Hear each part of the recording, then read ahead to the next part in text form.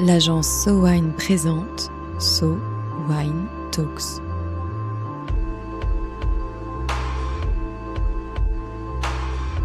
La première série de podcasts analysant les tendances marketing et communication dans l'univers du vin et des spiritueux.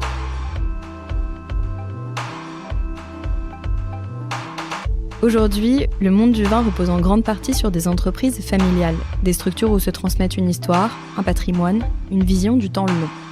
Mais derrière cette force apparente se cachent aussi des équilibres fragiles, faits de relations humaines complexes et d'enjeux parfois difficiles à exprimer. Quand les relations se tendent, quand les générations se succèdent, quand les décisions deviennent plus sensibles, ce ne sont pas seulement les individus qui sont concernés, mais bien la pérennité de l'entreprise elle-même. Alors, comment préserver ces équilibres ? Comment transformer les tensions en levier de dialogue ? Et en quoi la médiation peut-elle devenir un outil stratégique au service des entreprises familiales du monde du vin ? Aujourd'hui, un épisode pour explorer les enjeux relationnels au cœur des entreprises familiales du monde du vin avec Arnaud Daffy. Arnaud, ça fait quelques années maintenant qu'on ne t'a plus entendu dans les So Wine Talks parce que tu as effectué un virage vers la médiation appliquée aux entreprises. Est-ce que tu peux nous raconter un peu ton métier aujourd'hui ? Eh bien oui, moi je suis heureux de revenir à ce micro où on a tant parlé ici ensemble de marketing des vins et spiritueux. Et effectivement, je reviens avec une nouvelle corde à mon arc puisque depuis 2 ans maintenant, j'ai réorienté mon activité vers la médiation et plus généralement, on va dire la gestion des tensions, la gestion des conflits, la gestion des relations en fait entre associés, mais également entre managers et même je suis un peu de médiation et de relations entre équipes. Alors c'est une activité qui est effectivement différente de l'activité de conseil en marketing chez So Wine, mais il y a une forme de continuité. J'ai le sentiment de rester dans l'accompagnement de dirigeants, dans l'accompagnement d'équipes, mais sur une autre dimension. Et aujourd'hui, avec ton expertise dans la médiation, comment est-ce que tu analyses les différents problèmes qui sont rencontrés le plus fréquemment par les entreprises du monde du vin ? Alors, il y a quelque chose qui est vraiment intéressant dans le monde du vin et dans la filière viticole, c'est vraiment cette dimension familiale des entreprises. Alors, par familial, effectivement, comme on l'a dit, c'est pas juste dans lequel il y a un esprit de famille. Il y a beaucoup d'entreprises et de start-up qui disent chez nous, on a une ambiance familiale. Non, là, on parle vraiment des entreprises tenues par les membres de la même famille. Ça, c'est vraiment très unique et très spécifique au monde du vin. Et même dans le monde, par exemple, des bières ou spiritueux, on retrouve beaucoup moins cette dimension familiale. Alors bien sûr, il y a toutes les petites structures, ce qu'on appelle les structures vigneronnes, où bien évidemment, là, c'est quand même souvent des structures qui sont tenues par un couple avec les enfants, des fratries. Ça, c'est quand même très, très classique. Et je pense qu'une grande majorité des entreprises viticoles fonctionnent comme ça. Mais ce qui est intéressant, c'est que c'est aussi vrai dans les très grandes entreprises. Si on prend, les 10 leaders du secteur, ce sont aussi des entreprises familiales. Je pense bien sûr la famille Castel, qui est encore tenue... même s'il y a des sujets, mais en tout cas qui est encore tenu par la famille Castel, la famille Jean-Jean chez Advini, la famille de Gérard Bertrand, les Lurton, les Guigal. Vraiment, la plupart des grandes entreprises de la filière vin sont des entreprises familiales. Et on le retrouve, cette dimension également à l'international, quand on regarde en Italie les familles Zonin, quand on voit en Espagne la famille Torres. Enfin, les grandes entreprises viticoles sont tenues par des membres de la famille. En fait, ce sont des véritables dynasties, parfois sur plus de 10 générations. Je pense à un ami vigneron qui est à la 13e génération. Donc, bien sûr, c'est extraordinaire. C'est la transmission d'une entreprise, c'est la transmission d'un patrimoine, c'est la transmission d'une histoire, de valeurs, d'une vision du temps long. Il y a beaucoup de choses dans cette transmission, avec plein de choses positives qui sont véhiculées. Et on va en reparler un peu de ces choses positives. Mais ça vient aussi avec quelques inconvénients, parce qu'une entreprise familiale... comme tu le disais dans ton introduction, ça apporte un niveau de complexité relationnelle en plus, quoi. Alors, par exemple, pour la petite anecdote, quand j'étais sur Wine Paris l'année dernière et que j'échangeais un peu avec les gens, que je leur racontais ma nouvelle activité, la médiation, on m'a beaucoup dit ah oui, tu vas avoir du boulot dans le monde du vin, quoi. Il y avait vraiment les gens en souriaient. Alors, soit j'avais des enfants de vignerons, soit des vignerons eux-mêmes qui me disaient ah bah oui, je vois bien de quoi tu parles. Et la plupart, du coup, se sont mis à me raconter soit ce qui venait de leur arriver, avec qui leur beau-père, qui leur fratrie ou des choses comme ça, ou des choses qu'ils ont entendu parler chez eux, quoi, enfin, ou pas loin d'eux. Donc, non, c'est clair qu'il y a un sujet, des points forts, mais aussi une complexité, quoi. Et en termes de force, qu'est-ce que ça apporte à l'entreprise, le fait que ce soit une entreprise familiale ? D'abord, et là, on va se remettre à parler un peu marketing et communication, c'est quand même une force majeure et une force stratégique majeure d'avoir un nom de famille, une entreprise familiale, des valeurs familiales. Ça crée un storytelling qui est magnifique. On voit tout de suite le côté incarnation, portrait de famille, les générations qui se passent. C'est tellement collé aux valeurs du vin et à ce que le consommateur projette dans l'authenticité du produit, dans l'authenticité du terroir, des vrais gens qui font un vrai produit. Enfin, le fait d'avoir effectivement cette image familiale est un atout incontestable. C'est vraiment intéressant et puis ça permet de créer tout un univers. Et effectivement, même si ça paraît un tout petit peu cliché dans le monde du vin, mais bon, le portrait de famille sur 3 générations avec le père, le grand-père, le fils, tous dans les vignes et tout, même si on l'a beaucoup vu, nous, dans la filière, on a l'impression que c'est déjà vu, mais pour le consommateur, ça a vraiment de l'importance, ça vient vraiment signer l'authenticité d'un produit. Donc ça c'est puissant. Puis un autre truc un petit peu plus opérationnel, le fait d'avoir le nom de famille, par exemple, quand on anime des choses qui sont importantes dans le monde du vin, quand on anime des wine dinners, quand on anime des dégustations, des choses comme ça, le fait de porter le nom qu'il y a sur étiquette, ça rapporte une espèce de supplément d'âme. C'est assez rare, en fait. On voit l'artiste, en fait, c'est un petit peu ça. Ça donne encore plus de vérité aux propos et de vérité au storytelling. Donc pour nous, on se dit que c'est quand même si c'est immatériel, même si c'est pas très rationnel, parce que c'est pas forcément eux qui font le vin ou des choses comme ça, mais quand même, ça vient raconter une histoire en plus. Donc ça, c'est un atout. Et puis, il y a une chose qu'on voit, mais même dans les autres entreprises familiales en dehors du monde du vin, mais il y a quelque chose qui est important, et on va dire dans toutes les entreprises non cotées, dont le capital est familial, ça donne une vraie valeur ajoutée stratégique sur le fait de penser au temps long. On n'investit pas pareil quand c'est pour soi, pour sa famille, pour son héritage, que quand c'est pour un fonds de pension, j'allais dire. Et donc ça donne vraiment des bénéfices sur les investissements à long terme, sur la transmission des valeurs à long terme. Il y a une vraie boussole, il y a un vrai cap. Moi, j'ai rencontré beaucoup de ces grands hommes du vin qui ont fait l'histoire du vignoble français, et c'est clair qu'on voit chez leurs enfants, chez leurs petits-enfants, une retransmission des valeurs du cap. C'est quand même très ancré. Et ça, pour moi, c'est une vraie valeur stratégique. Leur raison d'être, elle est vraiment vécue au quotidien, quoi. Et ça fait une différence. Et si on revient donc un peu à la médiation, quelle fragilité relationnelle ces entreprises familiales portent ? Ah, alors là, on va rentrer un petit peu dans le dur du sujet. Parce qu'effectivement, on voit que c'est une force, que c'est un avantage, que c'est un vrai avantage compétitif. Mais effectivement, en termes de risque relationnel, je pense que grosso modo, on fait le jackpot quand même. C'est-à-dire qu'il y a, on met toutes les difficultés relationnelles ensemble. Parce qu'effectivement, on vient mettre au sein de la même relation professionnelle, on va venir mettre une relation père-fils, père-fille, mère-fille, mère-fils, dont on sait, il y a un certain Sigmund Freud qui nous en a un petit peu parlé, on sait que c'est jamais très très simple, les relations par-enfant, dans l'absolu pour tout le monde, mais là, c'est dans un contexte professionnel. Les relations de couple, si c'était facile, les relations de couple, je crois que ça se saurait. Donc voilà, ça vient rajouter ça, les relations entre frères, les fratries, voire des cousinages. Bon, grosso modo, chacun de ces sujets, individuellement, ils sont pas toujours très simples pour tout le monde à gérer, mais quand on vient les mettre tous ensemble dans la même entreprise avec une relation de travail, là, on arrive vraiment à un niveau de complexité, j'allais dire maximum. Et puis, tous ces gens sont vos associés. Et on sait aussi, c'est le cœur de notre expertise, on sait aussi que la relation entre associés, c'est pas toujours simple non plus. Donc là, on a vraiment tous les facteurs de risque relationnel dans la même organisation.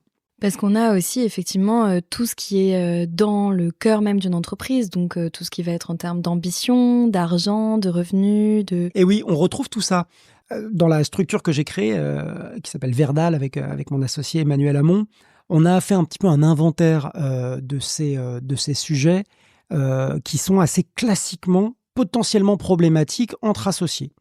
J'en fais un petit inventaire comme ça parce que c'est intéressant de les passer en revue. Le premier, c'est tout simplement l'argent. On n'a pas tous la même vision de l'argent, on n'a pas tous les mêmes besoins financiers, on n'a pas tous la même envie de gagner ou de dépenser de l'argent. Et ça, c'est assez différent. Et souvent, entre deux associés, les gens n'ont pas du tout la même vision. On n'a pas forcément tous la même ambition pour l'entreprise. Est-ce qu'on veut en faire une petite entreprise à taille humaine, sympa ? Ou est-ce qu'on veut aller manger les marchés internationaux et devenir le roi du monde et en faire un grand groupe international ? Si on n'a pas la même vision, c'est un petit peu compliqué. Est-ce qu'on a la même vision du management, de l'autorité ? Il y a des gens qui sont plus permissifs, qui délèguent plus d'autorité, puis il y a des gens qui, au contraire, préfèrent avoir plus de contrôle sur les équipes. Quand on n'a pas le même style de management, ça peut poser un problème. Il y a le sujet de la reconnaissance, de la visibilité. qui va aller briller entre guillemets devant les médias, qui va aller parler aux journalistes, qui va aller à la télé s'il y a un reportage à la télé. Ça peut créer peut-être pourquoi pas des jalousies des fois en termes d'image, ou des fois il y en a qui veulent pas se montrer, puis des fois il y en a qui veulent plus se montrer, donc ça crée vraiment aussi des distinctions. Puis encore des choses assez classiques comme le rapport au temps personnel, le rapport au temps libre. Il y en a qui, parce qu'ils ont des obligations de famille, ou tout simplement parce qu'ils veulent faire un équilibre travail vie privée différent, ce qui fait qu'il peut y avoir des contributions différentes à l'entreprise. C'est un petit peu compliqué. Comment on fait quand il y en a un qui travaille vraiment dans le vignoble et puis l'autre qui a un autre métier, par exemple, et qui est à Paris et qui est moins présent au vignoble, mais qui contribue à sa façon. Comment est-ce qu'on mesure la contribution? Bref, il y a des sujets qui sont vraiment, j'allais dire, classiques à toutes les associations, parce que ce qu'on vient de se dire là, c'est vrai dans tous les business. Mais quand on rajoute à la dimension familiale, là, ça devient encore plus difficile.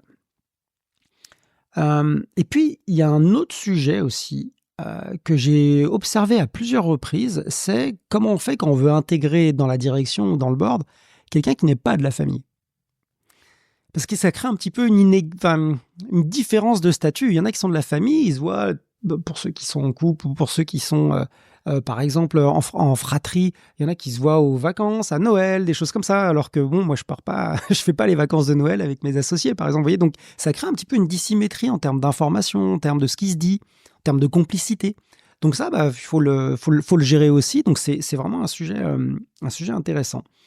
Et puis alors, il y en a un dernier que j'ai pareil vu à plusieurs reprises, c'est des fois on peut manager son actionnaire. J'ai un exemple par exemple de quelqu'un qui était dirigeant de l'entreprise et qui avait dans ses équipes quelqu'un qui était de la famille. C'est-à-dire qu'il avait entre guillemets un rapport de hiérarchie sur un membre de la famille, mais ce membre de la famille était par ailleurs son actionnaire, puisqu'il possédait une partie de l'entreprise.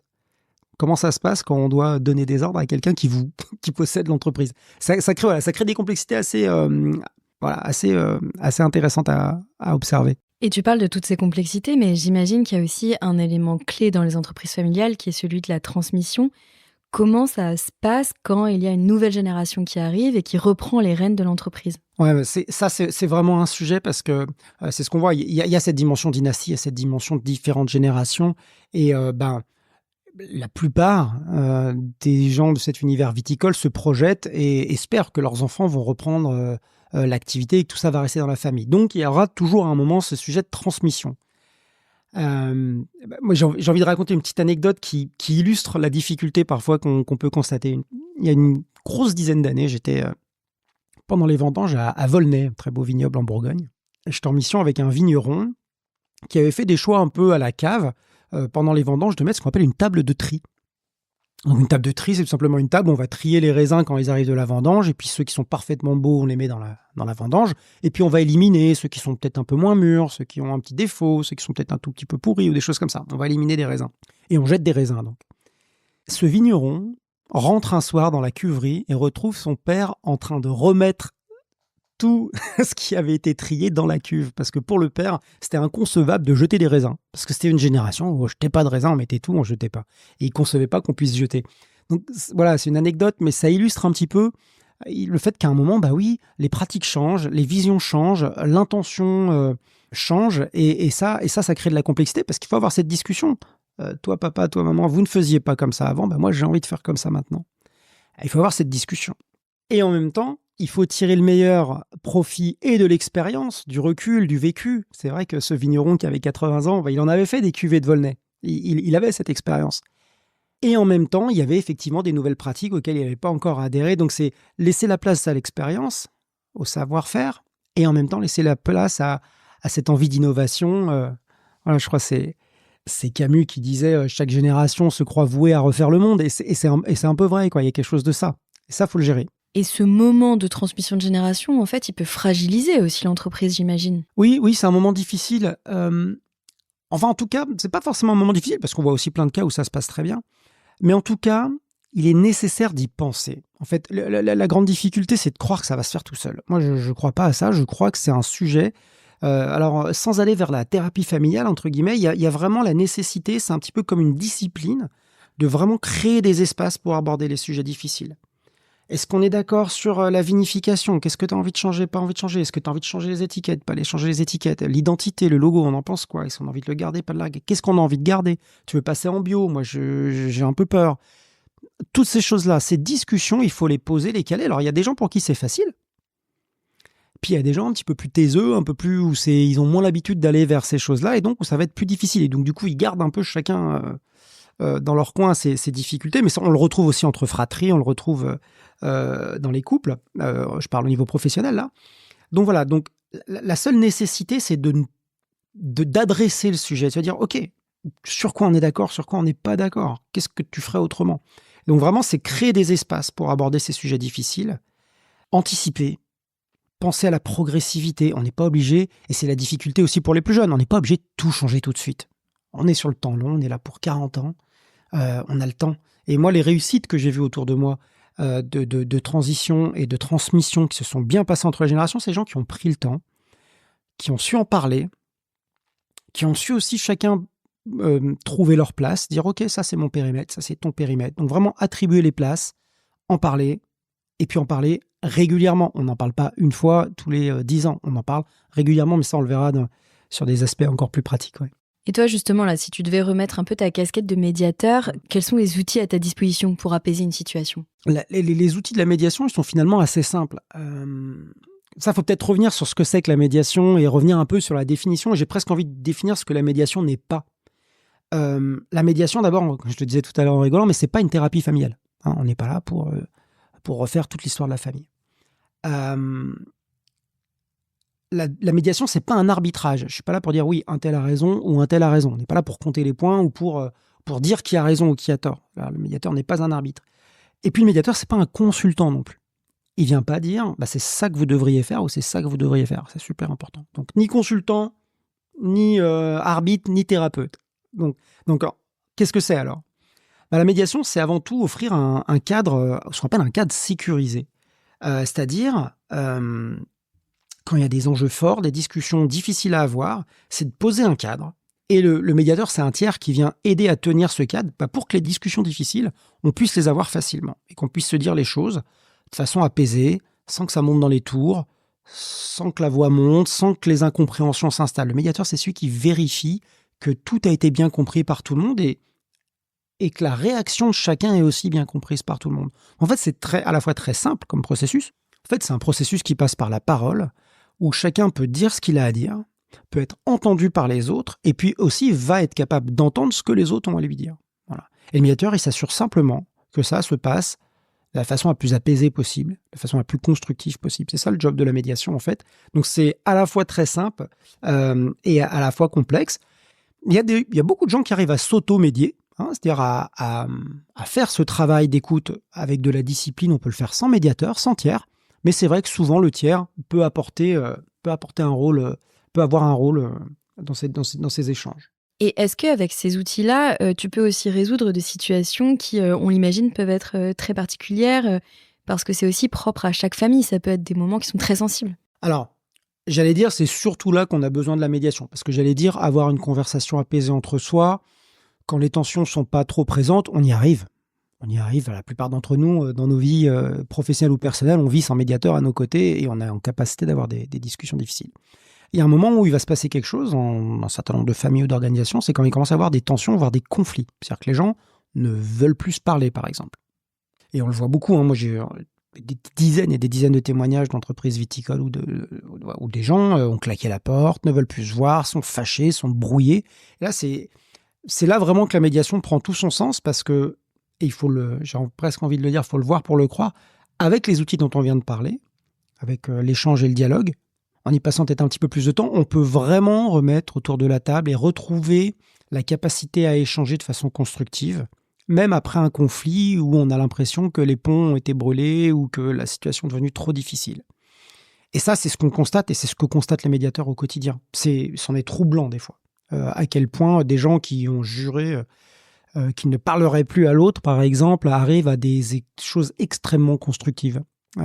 C'est une des belles parties d'ailleurs du métier, c'est de voir des phases de réconciliation assez impressionnantes, bien sûr. Surtout qu'il y a un double enjeu quand même là-dedans, c'est de réconcilier une famille, mais c'est aussi de réconcilier des membres, des actionnaires d'une entreprise, des Oui, membres d'une exactement. entreprise. Exactement. Une des choses les plus dramatiques dans les gros conflits, c'est qu'ils sont coûteux, extrêmement coûteux en termes d'entreprise, en termes de management, en termes d'équipe.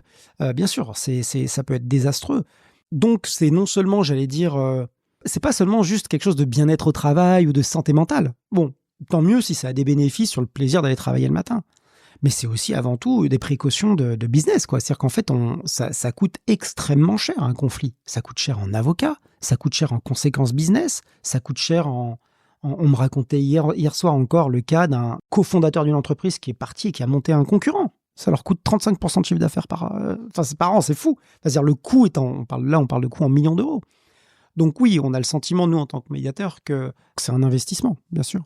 Et alors maintenant qu'on a dit tout ça, avec ton regard d'expert, si tu pouvais donner 5 conseils clairs à des dirigeants d'entreprises familiales dans le monde du vin. Alors, le premier, et c'est un peu celui dont on a commencé à parler tout à l'heure, c'est de prendre un temps, d'abord initial, il faut le faire au moins une première fois, à définir clairement les objectifs, les attentes, les ambitions, les besoins. C'est important pour tout associé. Mais dans un univers familial, surtout si par exemple il y a quelqu'un de la famille qui revient ou qui s'installe, c'est clairement qu'est-ce que tu as envie de faire. Il ne faut pas considérer que c'est des acquis, que comme on se connaît depuis toujours, c'est des évidences. En fait, il faut que les choses deviennent explicites, qu'on se le dise, qu'on l'écrive quelque part. Et ça, c'est assez facile à faire tout seul. Et puis ce qui va être important, c'est de revisiter tout ça. Parce que ce qui est vrai aujourd'hui, mes besoins en termes d'argent ou de temps libre aujourd'hui sont peut-être plus vrais dans 5 ans, si j'ai des enfants ou si j'ai une vie qui change. Donc en fait, il va falloir revisiter ces choses. Ça va être très important. Donc, ce travail de quelle est ma place, mon ambition, mon envie, mon rôle, il faut le poser une fois, puis il faut le réviser régulièrement. Ça, c'est important. Le deuxième, c'est un peu lié aussi, c'est de prendre des temps dédiés à la relation. Nous, on le recommande au moins une fois par an. Mais idéalement, peut-être tous les 6 mois, de prendre un temps au vert, une demi-journée, une journée, pas dans la salle de réunion d'habitude, pas au milieu de l'entreprise, pas au vu de tous non plus. Prendre un petit moment pour soi, c'est peut-être un week-end, alors qu'on est en famille, c'est peut-être plus facile aussi, uniquement pour parler de la relation. Comment ça va entre nous? Qu'est-ce qui était un peu difficile? Quand t'es arrivé l'autre jour et que t'as fait ça, alors que ça, franchement, moi, ça m'allait pas, j'ai un peu rongé mon frein, bon, voilà. Et on en parle. Ok. Encore une fois, quand les relations vont bien, on peut le faire sans l'accompagnement d'un tiers. Si les choses piquent un peu, ça peut être bien d'avoir un tiers pour le faire, que ce soit un médiateur, mais il y a aussi des coachs qui font ça très bien. Et de le faire au moins tous les 6 mois. Pourquoi tous les 6 mois? Parce que c'est pour éviter l'escalade. C'est pour éviter que ça monte. C'est pour éviter que la cocotte minute, elle monte en pression un petit peu. Si on le fait tous les 6 mois, s'il y a quelque chose qui se passe, à un moment, on se dit, bon, écoute, dans 2 mois, on va en parler. Ok, j'avance, je laisse ça de côté, puis on en reparlera dans 2 mois. Ok, parce qu'on sait qu'il y a cette échéance qui arrive, on va pouvoir en parler tous ensemble. Donc ça, d'abord, mettre de la temporalité, le mettre à l'agenda, tous les 6 mois, et tous les ans au mieux. Troisième conseil, s'il y a une vraie tension forte, on ne laisse pas s'installer le conflit. Le conflit, c'est une mécanique d'escalade et de boule de neige. Ça commence petit et ça finit en avalanche. Donc vraiment, dès qu'on sent qu'il y a quelque chose où là, ça pique vraiment, on n'est pas d'accord du tout sur quelque chose, vraiment, on va au conflit, on va au clash, on l'aborde tout de suite. Et on n'attend pas, on n'en parle pas à tout le monde avant d'en parler à l'intéressé, et ça, c'est essentiel, parce que c'est vraiment de là que naissent les vraies problématiques. On passe jamais de 0 à 100 en 2 jours dans le conflit. C'est-à-dire qu'en fait, un conflit, il s'installe. Comme vous allez être très énervé sur quelque chose, vous allez avoir un comportement qui va commencer à être inapproprié, qui va énormément énerver l'autre. L'autre, il va être énervé, ça va remonter encore plus, et on part en boule de neige. Et là, c'est vraiment l'idée de ne pas laisser s'installer le conflit et vraiment de réagir dès qu'on sent que ça pique. Le quatrième conseil, je l'ai déjà pas mal dit tout à l'heure dans le cas de la transmission, mais c'est vraiment, ça tient en 2 mots, c'est anticipation et progressivité. On n'essaye pas de tout faire d'un coup, de tout changer d'un coup, c'est on anticipe et on y va progressivement. Ça, c'est super important. Puis enfin, le dernier conseil, c'est celui pour lequel je prêche un peu pour ma chapelle, mais effectivement, quand il y a une tension qui semble trop conflictuelle, ne pas hésiter à faire appel à un tiers parce que, et c'est vraiment l'essence même du conflit, il y a un moment où on ne peut plus s'en sortir tout seul. C'est-à-dire le conflit devient trop abrasif, les choses sont trop à vif, et on n'arrive plus à l'adresser tout seul. Il faut faire appel à un tiers. Alors, ça peut être un tiers de la famille ou quelqu'un d'autre, hein, c'est pas forcément un professionnel, mais Il y a quand même des gens qui sont formés et compétents sur le sujet, et ces tiers, c'est les médiateurs.